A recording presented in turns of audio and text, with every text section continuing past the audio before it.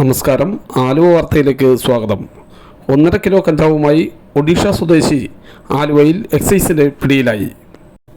ഒഡീഷ ഭദ്രക് ജില്ലയിൽ താമസിക്കുന്ന രാജേന്ദ്ര ബിസ്വാളിനെയാണ് ആലുവ KSRTC ബസ് സ്റ്റാൻഡ് പരിസരത്ത് നിന്നും എക്സൈസ് ആലുവ റേഞ്ച് ഇൻസ്പെക്ടർ സുരേഷിൻ്റെ നേതൃത്വത്തിൽ അറസ്റ്റ് ചെയ്തത്.